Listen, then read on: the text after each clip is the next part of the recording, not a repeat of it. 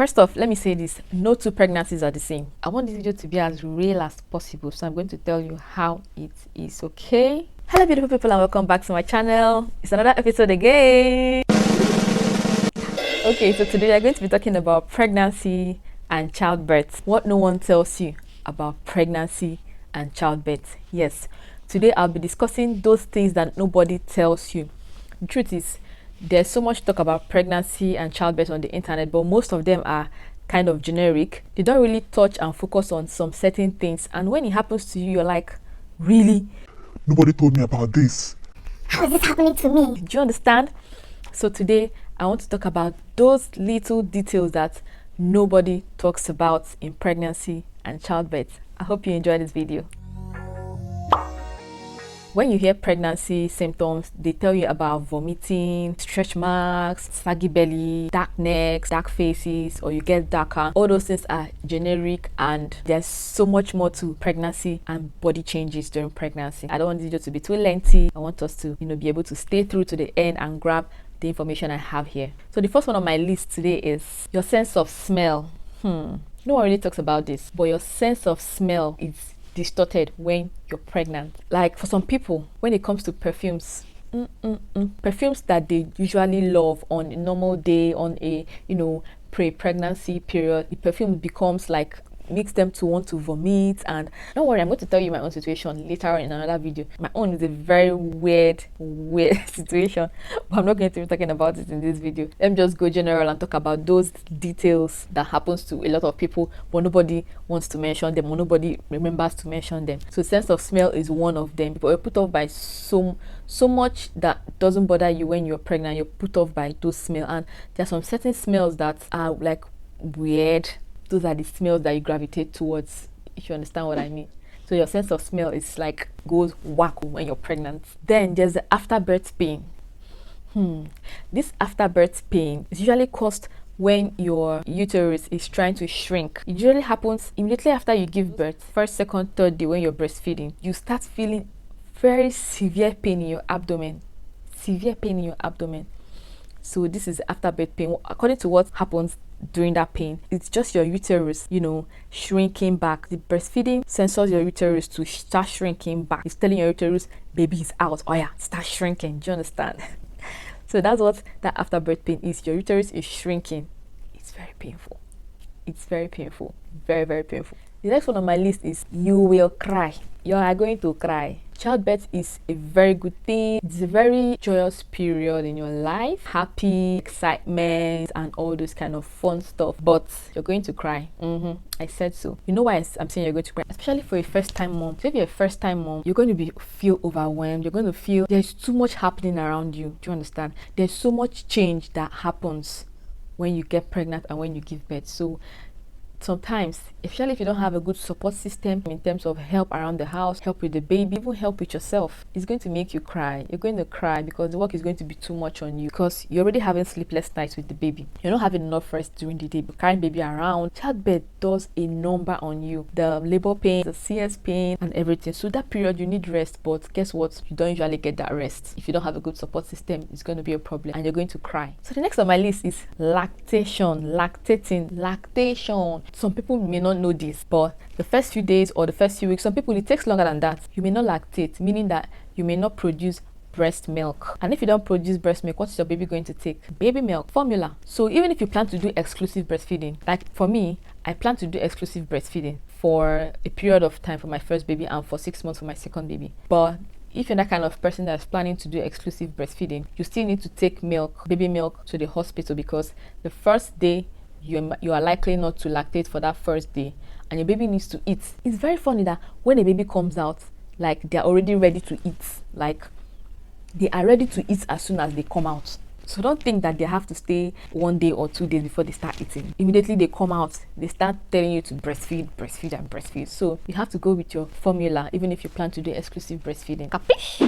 The next on my list is you may get overwhelmed or depressed. Did I explain more? Yes. The stress is too much. You get sleepless nights.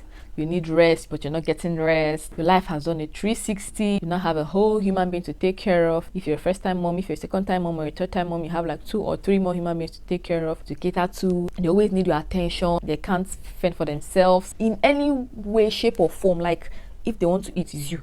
If they want to sleep, is you. If they want to poop, is you. If they want to cry, is you. If they want to laugh, it's you. It's like so much work at a time. You're going to definitely get overwhelmed, and you're going to get depressed at some point, which is what they call postnatal depression. Am I right? Yes. PTSD. Postnatal depression. Yeah. Postnatal depression.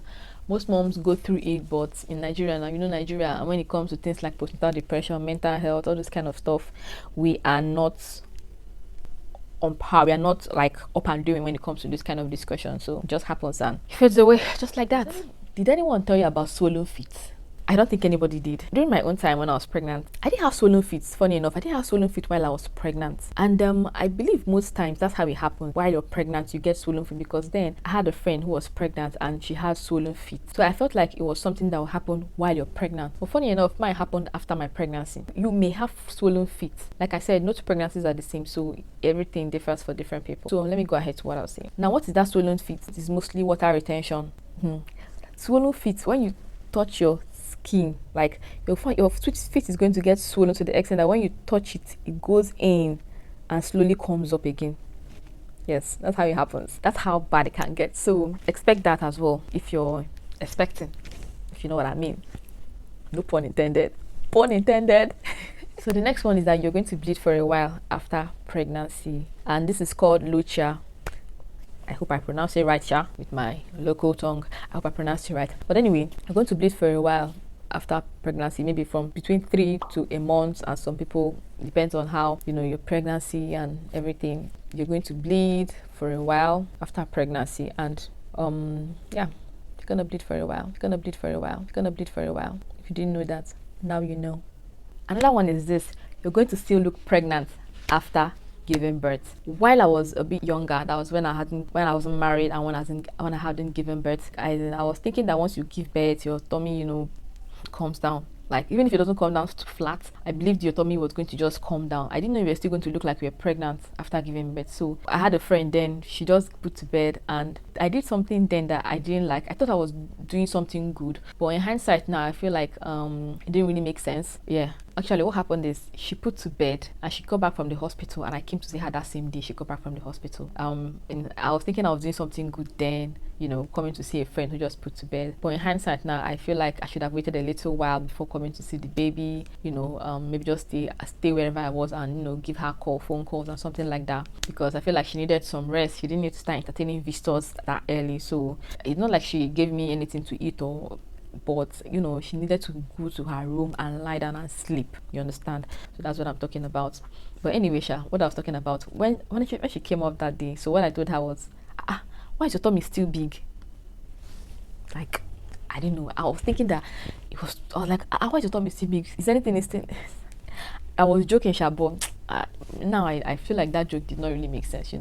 Now that I'm a little bit more, I feel like that joke makes no sense. So I thought it was just me being funny, but I didn't mean any harm. But I don't know if she felt bad about it. I don't know. But when I look back now, I'm like, why did I even say such a thing? That's life sometimes. You see, things you're not supposed to say because you didn't know better. Now, another one is this: your nipple is going to crack. They won't tell you. They will not tell you. But me, I'm telling you now, your nipple is going to crack. You may bleed from your nipple. Some people do, but I didn't. But my nipple cracked. Breastfeeding is going to be painful in the first few weeks of breastfeeding. Whoa, that is very painful. Breastfeeding is going to be very painful. Like, you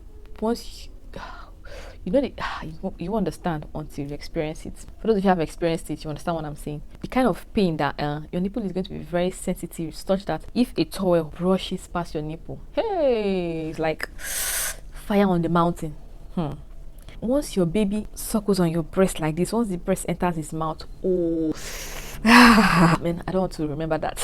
very painful, very painful, very painful, very painful. But anyway, after some time, it's going to subside. It's just for that first few weeks, maybe 3 weeks to maybe a month or thereabouts, and you're good again. It doesn't feel like anything is happening again once you're past that stage. Did anybody tell you that you can't cough or laugh?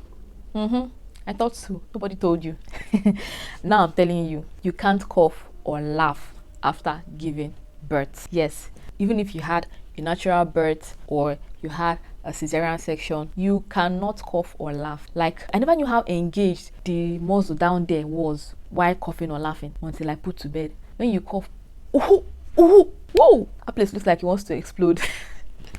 It looks like it wants to explode. Like, seriously, man, I never knew that those muscles get engaged, and I never noticed it. If you have a cesarean section, your tummy too, you can't just cough, or maybe someone comes to say something funny. Nobody should say anything funny. Nobody should come and turn to a comedian by your delivery bed. Nobody should come and turn to a comedian by, is it delivery bed or no, not delivery bed, your resting bed now. Okay, there's delivery bed, there's labor room. Okay, nobody should come and turn to a comedian there. Basically, that's what I'm saying. Because you can't laugh. You want to laugh. If you laugh, oh, the thing bursts on your own. No? So that's that. Now, the one that shocked me was my feet. I moved a shoe size up. Like, I did not know that I was going to change shoe sizes in my life. I was thinking, okay, this is my shoe size. This is my shoe size for life. I didn't know. You know, of course, normal, you're going to get bigger. But I didn't know my feet was also going to get bigger to the extent of me getting a shoe, you know, a shoe size upper or a shoe size higher or something like that. But that's that. It happened. So expect your shoe size to go up. All your cute shoes that you know wear when you're doing baby or cool, or when you're doing what do they call it now? Baby girl for life. Anyway, we are still baby girls for life. But all of your shoes you're wearing then, know that you're going to scrap them and get new shoes. Maybe if you're lucky, you may not. Then you're going to get darker. You're going to get darker. Yes, you're going to get darker generally. Your neck is going to get very dark. Your face is going to get dark. You're going to have a line in between your tummy. Funny enough, that line clears. Mine was cleared. Oh my god. This is the name of that black line in between your tummy. That's it. So, did anybody tell you that you're going to tear? They didn't tell you, right?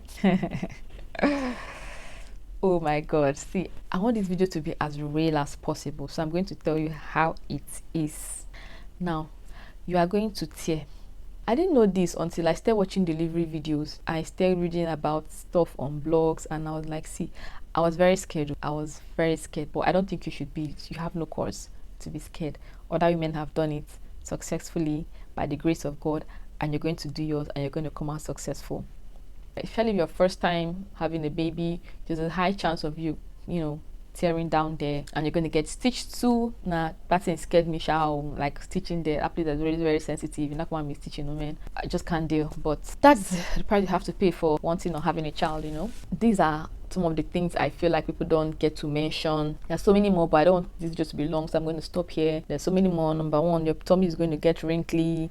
Yes, it's not everybody that has a flat tummy that has a flat tummy. Some people have flat tummies, and they're lucky enough they don't have excess skin on their tummy, so when the tummy goes flat, it goes flat, you understand, without excess skin. If you're slightly lucky, tummy is going to go flat, but you're going to have excess skin, which can only be corrected by surgery, I believe. There's so many more. I can't, you know, think of everything now, but these ones are the ones that I know I can remember, and I feel like people don't really talk about this one so much, but here it is now. You have the information now, so don't get so surprised when you have your baby. I want you to stay armed, you know, and you know, on top of your game, like you know what is going to happen. And here, I did say something.